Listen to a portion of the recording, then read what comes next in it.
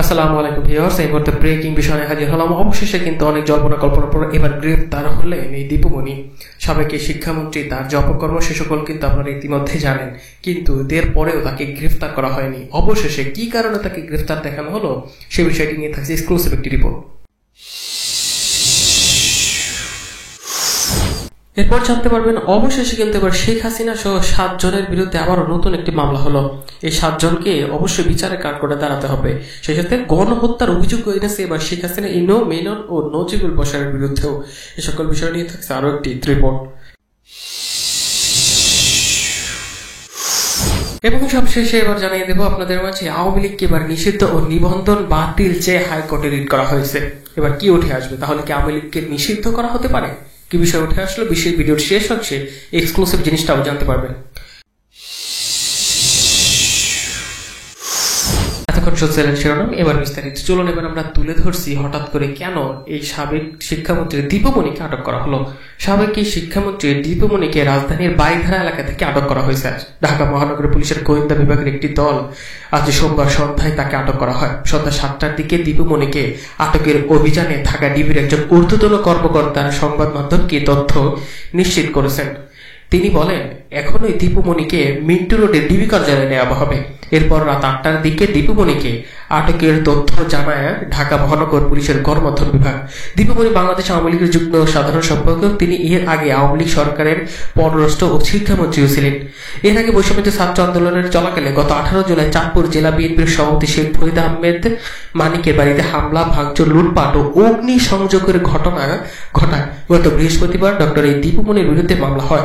ওই মামলায় তার বড় ভাই আব্দুল ওয়াহিদুর টিপু সহ 510 জনের নাম উল্লেখ করে অজ্ঞাত আরো 1200 জনকে আসামি করে মামলা করা হয়। মামলাটি করেন চাঁদপুর পৌর যুব দলের যুগ্ম আহ্বায়ক আব্দুল রাজ্জাক হাওলাদার।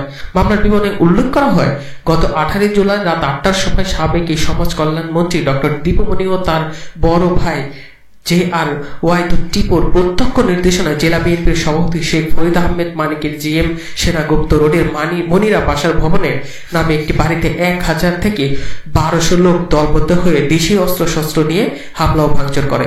পরে তারা ওই ভবনে আগুন দিয়ে মূল্যবান জিনিসপত্র লুট করে নিয়ে যায়। প্রতিবেদন বা এজাহারে এমন তথ্য লেখেন এবং এর প্রেক্ষিতে তাকে এই আটক করা হলো। এর আগেও এই দীপুমণির বিরুদ্ধে নানা ধরনের আত্মসাতের অভিযোগ উঠেছে। দীপুমণি 2008 সাল থেকে তিনি চাঁদপুর 3 আসনের সংসদ সদস্য হিসেবে দায়িত্ব পালন করেছেন। এছাড়াও 2009 সাল থেকে 13 সাল পর্যন্ত বাংলাদেশ পররাষ্ট্র ছিলেন। আরও 2019 সাল থেকে এবছর পর্যন্ত শিক্ষামন্ত্রীও ছিলেন। দীপুমণি বাংলাদেশ আওয়ামী লীগের যুগ্ম সম্পাদক ছিলেন, সেটা সকলেই জানেন। 5 আগস্ট শেখ হাসিনা পদত্যাগ করে দেশ ছেড়ে পরে আত্মগোপনে চলে গেছিলেন আওয়ামী লীগ এবং তার অঙ্গ সংগঠনেরা। আত্মগোপনে চলাকালে আছেন অনেক সাবেক মন্ত্রী, শেখ হাসিনা সহ আরো অনেকেই। শেখ হাসিনা সরকারের কোন মন্ত্রীকে গ্রেফতারের করার খবর প্রথম আসে 13 আগস্ট। সেদিন সাবেক আইনমন্ত্রী আনিসুল হক এবং সাবেক প্রধানমন্ত্রী বেসরকারি শিল্প ও বিনিয়োগ উপদেষ্টা সালমান এফ রহমানকে ঢাকার সদরঘাট থেকে গ্রেফতার করার তথ্য জানায় মহানগর পুলিশ। এরপর 14 আগস্ট থেকে ডেপুটি স্পিকার শামসুল হক টুকু সহ আরো অনেকে, টেলিযোগাযোগ মন্ত্রী পলক, ছাত্রলীগের সাধারণ সম্পাদক সহ আরো অনেকেই আটক হন। পুলিশের পক্ষ থেকে বিষয়গুলো বলা হয়। খিলগাঁও থানার নিকুঞ্জ এলাকা থেকেও আত্মগোপনে থাকা 3 জনকে গ্রেফতার করা হয়। 16 আগস্টে গ্রেপ্তার হয় সেনাবাহিনী থেকে সদ্য অবহিত মেজর জেনারেল জিয়াউল হাসান। তিনি সর্বশেষ টেলিযোগাযোগ নজরদারি খাতেও ছিলেন। 16 আগস্ট রাতে ঠাকুরগাঁও বাড়ি থেকে সাবেক পানি সম্পদ ও আওয়ামী লীগের সাবেক সংসদ সদস্যকেও গ্রেপ্তার করা হয়। সর্বশেষ এবার এই আত্মীয়র বাসায় থেকে গ্রেপ্তার হয় দীপুমণি। চাঁদপুরে দীপুমণি সহ 150 আওয়ামী লীগের নেতার বিরুদ্ধে নাশকতার মামলা দেওয়া হয়েছে। চাঁদপুরে জেলা বিএনপি সভাপতি শেখ ফরিদ আহমেদ মানিকের বাড়ি, অফিস ভাঙচুর, লুটপাট ও অগ্নিসংযোগের ঘটনায় এই দীপুমণির বিরুদ্ধে মামলা করা হয়। এদিকে প্রাইম মিনিস্টার শেখ হাসিনা, সাবেক এই প্রাইম মিনিস্টার শেখ হাসিনা সহ 7 জনের বিরুদ্ধে মামলা করা হয়েছে। সেই সাথে গণহত্যার বিষয়টি উল্লেখ করা হয়েছে। এবার গণহত্যার অভিযোগে শেখ হাসিনা, ইনো, মেনন, নজিবুল বশরের বিরুদ্ধে এবার মামলা হয়েছে। সাবেক প্রধানমন্ত্রী শেখ হাসিনা, 14 দলের নেতা হাসানুল হক, ইনো সহ আরো অনেকের নাম উঠে এসেছে। গত 4 আগস্ট মিরপুরের দেশ পলিটেকনিক কলেজের 9ম শ্রেণীর ছাত্র নিহত শাহরিয়ার হাসান আলভির 15 বছর বয়স। তার বাবা মোহাম্মদ হাসান আন্তর্জাতিক অপরাধ ট্রাইব্যুনালের তদন্ত সংস্থায় অভিযোগ করেছেন। আসামিদের নির্দেশে গত 4 আগস্ট পুলিশের গুলিতে শাহরিয়ার হাসান আলভি নিহত হন বলে অভিযোগ করা হয়েছে। এতে সাবেক প্রাইম মিনিস্টার আওয়ামী লীগের সভাপতি শেখ হাসিনা, 14 দলের নেতা, ওয়ার্কস পার্টির সভাপতি সাবেক মন্ত্রী রাশেদ খান মেনন, জাসদের সভাপতি আরো সহ অনেকের বিরুদ্ধেই মামলা করা হয়েছে। নিখিল সহ মোটামুটি 27 জনের নাম উল্লেখ করা হয়েছে। সংগঠন হিসেবে আওয়ামী লীগের যুবলীগ, ছাত্রলীগ ও অঙ্গ সংগঠন এবং অজ্ঞত 500 জনকে আসামি করা হয়। এই আন্তর্জাতিক অপরাধের অভিযোগে অনেকই বিষয়ে উঠে আসছে নানা ধরনের বিষয়। অভিযোগ আরো বলা হয়, 30 জুলাই আসামিরা আন্দোলন দমনে ও হত্যাকাণ্ড সংযোগ করার জন্য বৈঠকে বসেন এবং সর্বাত্মকভাবে সব শক্তি প্রয়োগ করে আন্দোলন দমনের সিদ্ধান্ত নেন। এর আগে শেখ হাসিনার বিরুদ্ধে আরো 2টি গণহত্যার মামলা উঠে এসেছে। 7 জনের বিরুদ্ধে হলেন এরা হচ্ছে ওবায়দুল কাদের স্বরাষ্ট্রমন্ত্রী, আসাদুজ্জামান খান কামাল, ডিবির প্রধান হারুন, বিপ্লব সহ আরো অনেকের বিরুদ্ধে মামলা করা হয়েছে। 19 জুলাই বিকাল 4টার দিকে রাজধানীর মোহাম্মদপুর থানাধীন এলাকার মুদি দোকানদার আবু সাইদ রাস্তা পার হতে গিয়ে গুলিবিদ্ধ হন। তার মাথায় এক পাশে গুলি লেগে অন্য পাশ দিয়ে বের হয়ে যায়। এতে তিনি ঘটনাস্থলে মারা যান। এর প্রেক্ষিতে 7 জনের বিরুদ্ধে মামলা করা হয়েছে। এবং সবশেষে এবার তুলে ধরতে যাচ্ছি, আওয়ামী লীগ নিষিদ্ধ ও নিবন্ধন বাতিল চেয়ে এবার রিট করা হয়েছে। ছাত্র জননির্বিচারে হত্যার দায়ে সাক্ষ্য ক্ষমতাচ্যুত এই যে বাংলাদেশে আওয়ামী লীগকে নিষিদ্ধ ও নিবন্ধন বাতিল চেয়ে একটি রিট করেছে হাইকোর্টে।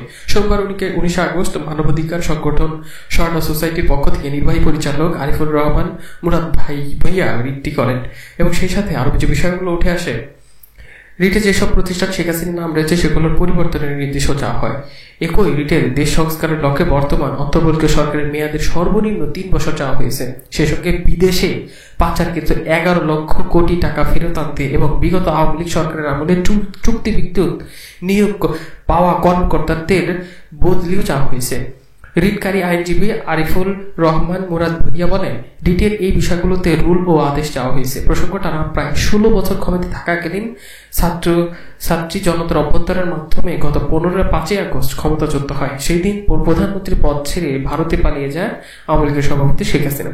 দলটির বেশিরভাগ নেতা আত্মগোপনে রয়েছে, কেউ কেউ ইতিমধ্যে দেশ ছেড়েও পালিয়ে। এদিকে আরেকটি বিষয়, সেটি হচ্ছে যে এবার আমির খসরু বিএনপির এই নেতা, তিনি কিন্তু হুঁশিয়ারি বার্তা উচ্চারণ করেছেন, নির্বাচন ব্যতীত গণতান্ত্রিক ব্যবস্থায় ফিরিয়ে আসার সুযোগ নেই। তিনি আরো কয়েকটি তথ্য প্রকাশ করেছেন। নির্বাচন ব্যতীত দেশে গণতান্ত্রিক ব্যবস্থা ফিরিয়ে আসার কোনো সুযোগ নেই বলে মন্তব্য করেছেন বিএনপির এই স্থায়ী কমিটির সদস্য আমির খসরু। আজ সোমবার বিএনপির চেয়ারপারসন গুলশানের রাজনৈতিক কার্যালয়ে ইউরোপীয় ইউনিয়নের ভারপ্রাপ্ত রাষ্ট্রদূত বার্ড স্পেনিয়ানের সঙ্গে বৈঠক শেষে এই কথা বলেন। বৈঠকে বিএনপির মহাসচিব মির্জা ফখরুল ইসলাম উপস্থিত ছিলেন। আমির খসরু বলেন, বৈঠকে বাংলাদেশের পাট পরিবর্তনের পর আগামী দিনের বাংলাদেশের কোন দিকে যাচ্ছে এবং গণতান্ত্রিক, অর্থনৈতিক, রাজনৈতিক সব বিষয়ে আলোচনা হয়েছে। এ সময় চলিত সংকট কাটিয়ে ওঠার ক্ষেত্রে ইউরোপীয় সম্ভবত সহায়তা বিষয় নিয়েও আলোচনা হয়। বৈঠকে বাংলাদেশের অর্থনীতি নিয়ে আলোচনা করা হয়েছে। আওয়ামী লীগ শাসনে ধ্বংস হয়ে যাওয়া রাষ্ট্রীয় প্রতিষ্ঠানগুলো প্রতিকার কি এবং কিভাবে এগুলো আবারও সঠিক জায়গায় নিয়ে আসা যায় তা নিয়ে আলোচনা হয়। এক্ষেত্রে তাদের কি ধরনের সহযোগিতা থাকতে পারে এবং ইউরোপীয় ইউনিয়নের রপ্তানি বাণিজ্য কিভাবে অব্যাহত রাখা যায় এবং সেক্ষেত্রে তাদের কি করা উচিত সেসব বিষয়ে আলোচনা প্রাধান্য পায়। তিনি বলেন, অর্থনৈতিকভাবে উন্নয়নের ক্ষেত্রে বাংলাদেশ তাদের সঙ্গে যে ফ্রেমওয়ার্ক আছে তা কিভাবে রিফর্ম বা সংস্কার করা যায় তাতে তাড়াতাড়ি অর্থনৈতিক সঠিক জায়গায় আমরা ঘুরে দাঁড়াতে পারি। মূলত এই বিষয়গুলো নিয়ে আলোচনা করা হয়। এ পর্যায়ে আমির খসরু বলেন, নির্বাচন ব্যতীত গণতান্ত্রিক ব্যবস্থা ফিরিয়ে আনার কোনো সুযোগ নেই। স্বাভাবিকভাবে সে বিষয়ে আলোচনা হয়।